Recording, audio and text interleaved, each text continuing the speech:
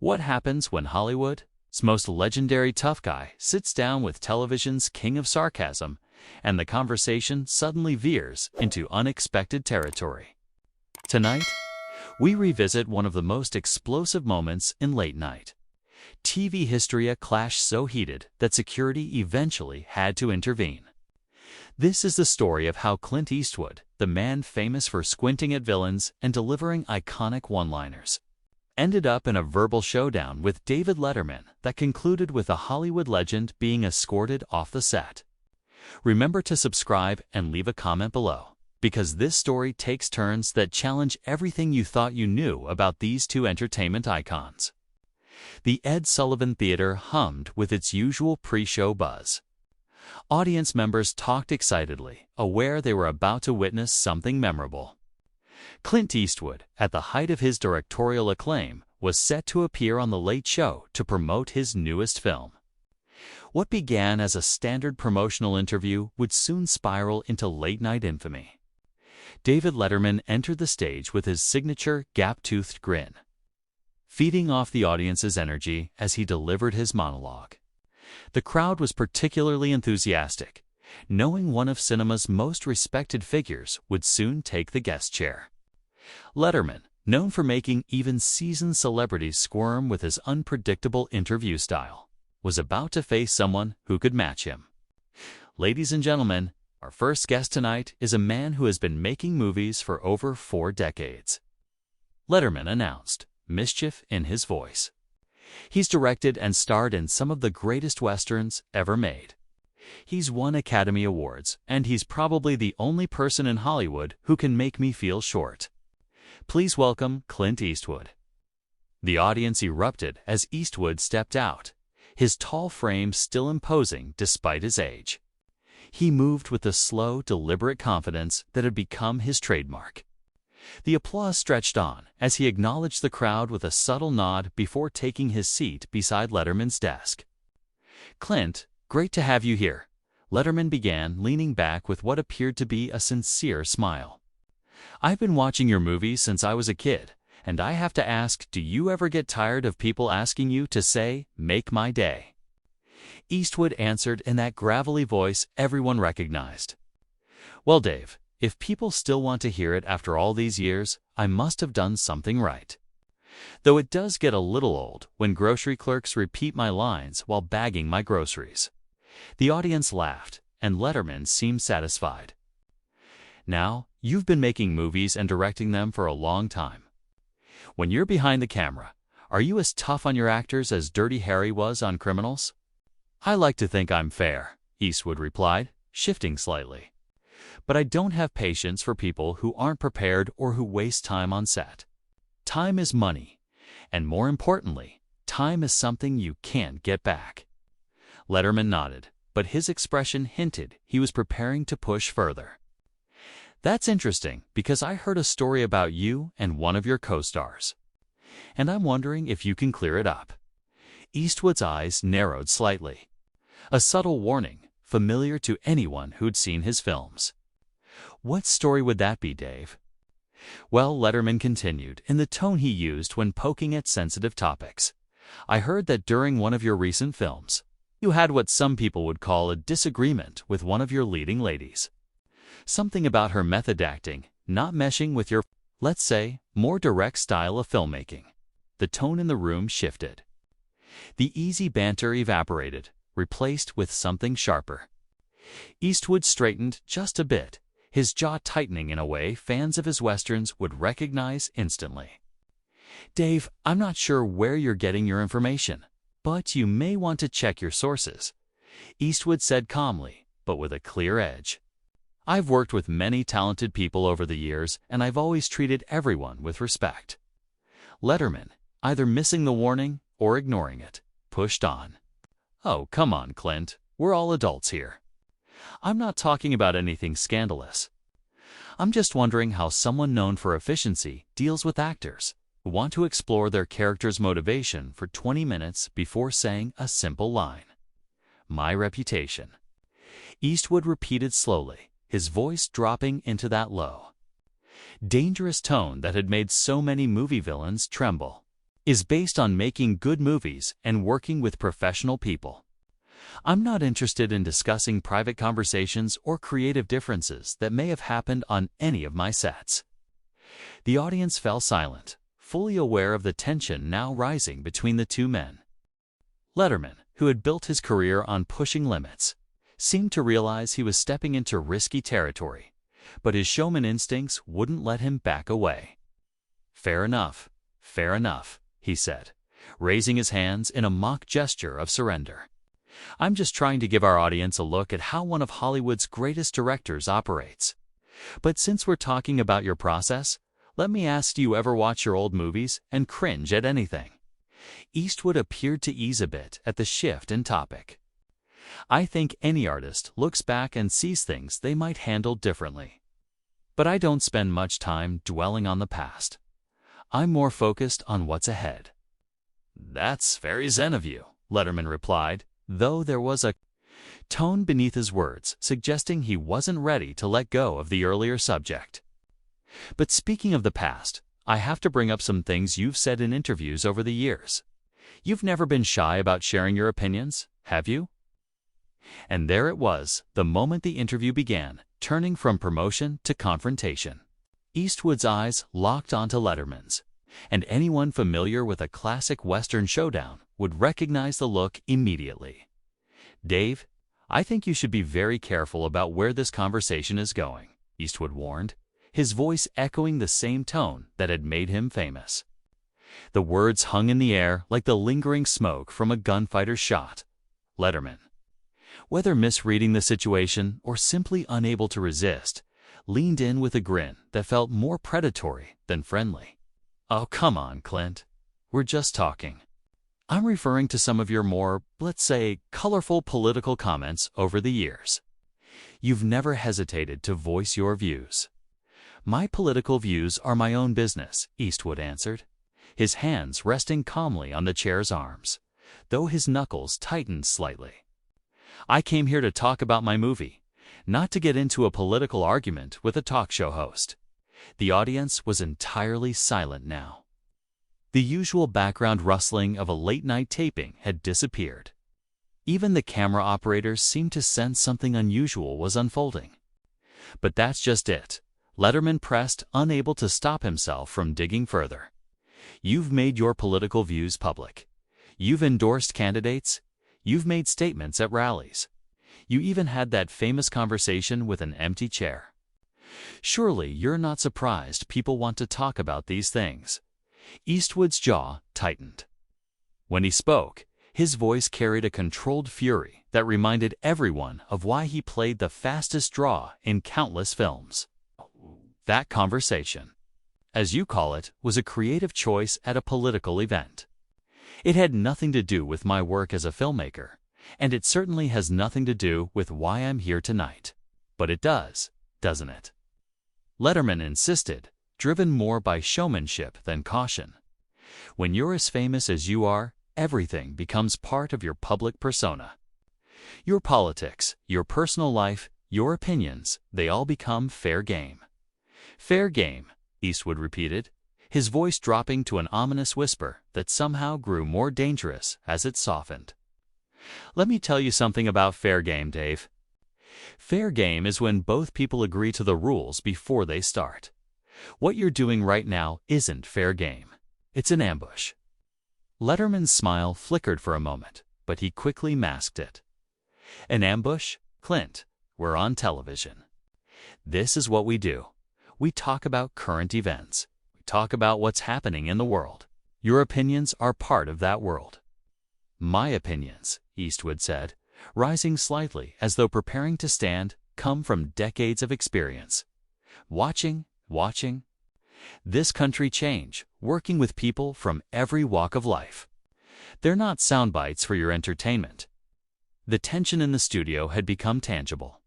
Letterman's band members, normally unnoticed during interviews, were clearly visible now, their instruments silent as they watched the confrontation unfold. The audience sat frozen, witnessing what was clearly becoming a historic moment in late-night television. "Look, Clint," Letterman said, his tone softening just a little, I'm not trying to attack you. I'm asking questions people are curious about. You're a public figure. You've spoken publicly, and people want to understand where you're coming from. People want to know. Or do you want to create a moment for your show? Eastwood asked, his voice rising just enough to carry through the silent room. Do you want to rile up Clint Eastwood so you can replay the clip tomorrow on the morning shows? Letterman's face reddened slightly, and for the first time, it looked genuinely unsettled. That's not what this is about, he insisted. Isn't it? Eastwood challenged, leaning forward now, his iconic squint sharper than ever. Because from where I'm sitting, it looks like you invited me here to talk about my work. And now you're turning this into political theater. I'm just doing my job, Letterman replied, but his voice had lost its usual steadiness. Your job, Eastwood said, his voice edged with disgust, is supposed to be entertaining people, making them laugh, maybe having an interesting conversation. Your job is not supposed to be playing gotcha journalism with guests who show up in good faith. The confrontation was escalating beyond anything anyone in the studio had anticipated. Letterman, who had built a career on handling difficult guests and uncomfortable moments, seemed to be losing control of his own show. Clint, I think you're overreacting, Letterman said, trying to regain his footing. We're just talking. If you don't want to discuss your politics, we can talk about something else. Overreacting.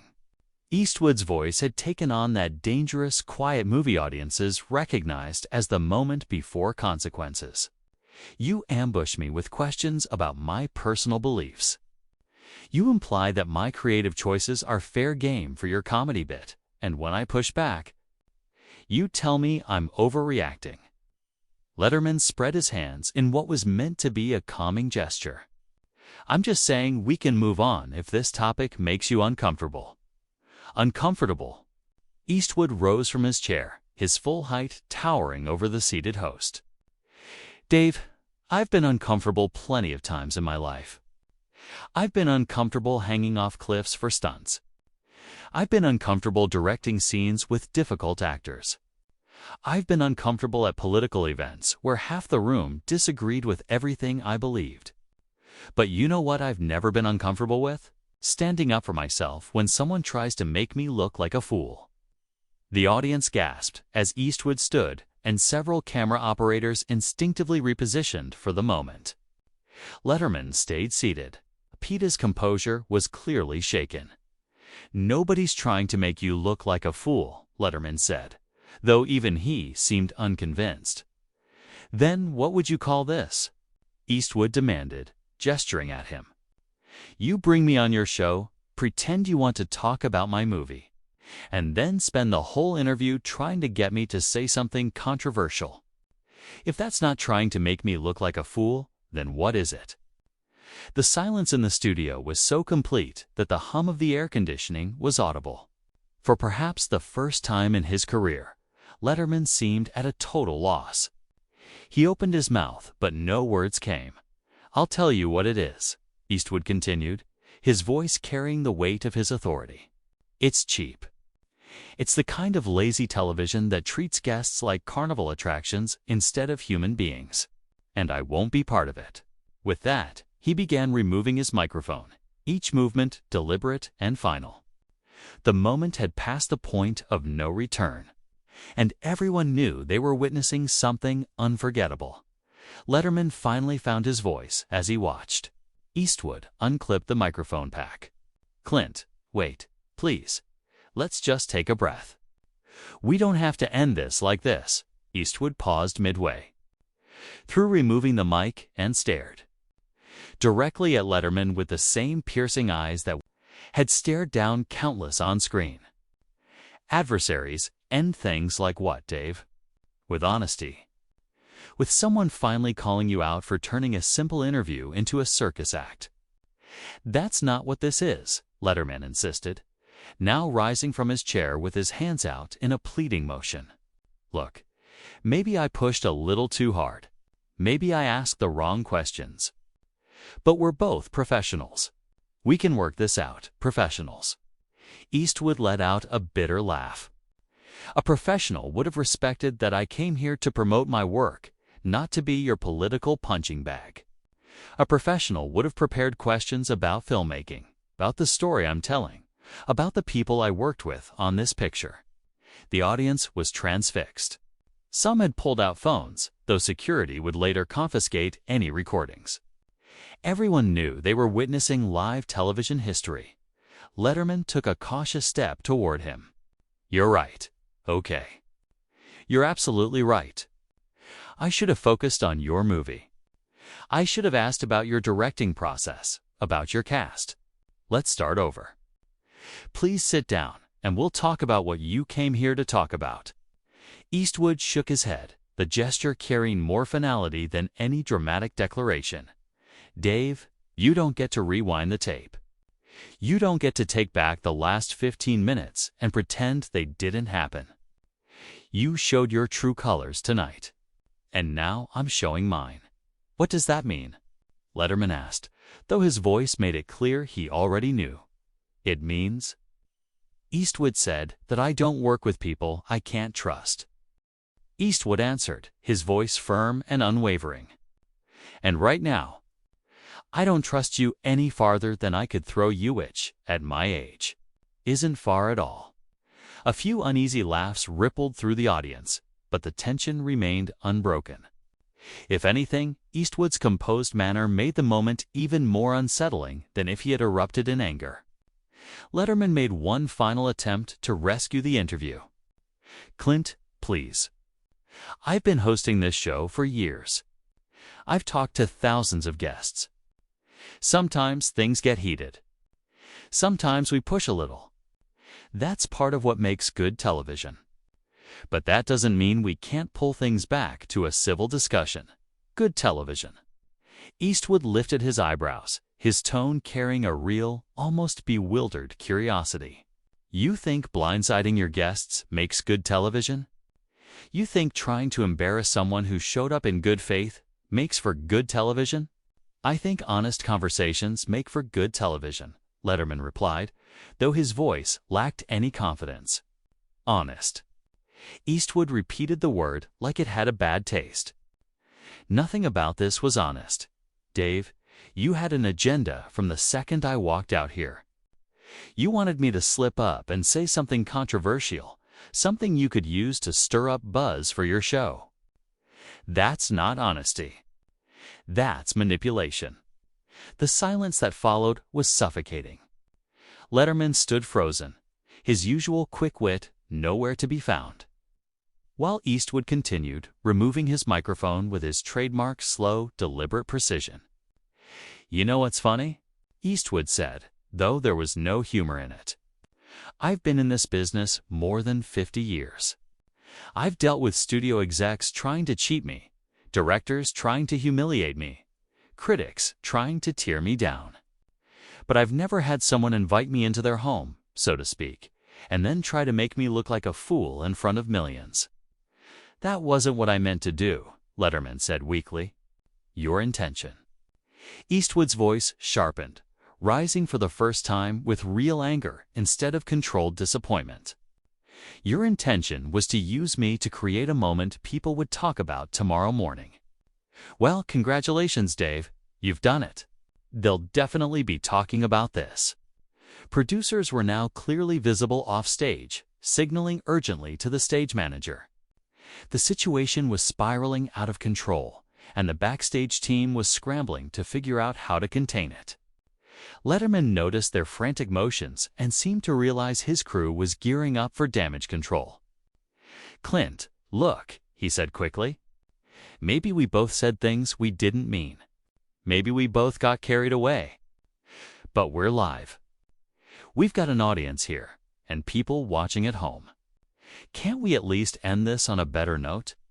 Eastwood had finished removing his mic and held it like evidence. "You want to end on a better note. Here's how we do that, Dave. You learn something from tonight. You learn that guests aren't props. You learn that when someone trusts you enough to come on your show, you don't repay that trust by trying to turn them into a caricature." "I hear you," Letterman said, nodding quickly. I really do. And you're right. I should have been more respectful. I should have stuck to questions about your film. Should have, could have, would have, Eastwood said, placing the microphone on Letterman's desk with a deliberate thud. That's the story of a lot of lives. Dave. But the thing about should have is once the moment's gone, it doesn't mean much. Eastwood turned to the audience. For a moment, it looked like he might speak to them directly. Instead, he gave a single nod, somehow conveying both disappointment and dignity. Ladies and gentlemen, he said, his voice carrying clearly without amplification, I'm sorry you had to see this. You came for entertainment. And instead, you got a lesson in what happens when television forgets its responsibility to its guests and to its audience. With that, he began walking toward the stage exit, long strides taking him away from the desk. Away from Letterman, away from the moment entirely. But he paused just before stepping into the wings and looked back at Letterman one last time. You know, Dave, in all my years doing westerns, the bad guys always thought they were clever. They thought they could outdraw the hero by using tricks. But they never understood one thing and, apparently, neither do you. And what's that? Letterman asked, barely audible. Eastwood's trademark squint returned. His voice carried the weight of every character he'd ever played. You can't outdraw a man who refuses to play your game. And with that, Clint Eastwood walked off the Late Show stage, leaving behind a stunned audience, a silent host, and a moment that would go down in television history. The cameras kept rolling as Letterman stood alone at his desk, holding the microphone Eastwood had left behind, while the actors' footsteps echoed through the theater until they disappeared completely. The most remarkable part wasn't just that Clint Eastwood walked off a major television show. It was the dignity and control with which he did it. He turned an ugly confrontation into a statement about integrity, respect, and the courage to stand up for one's principles, even with the world watching.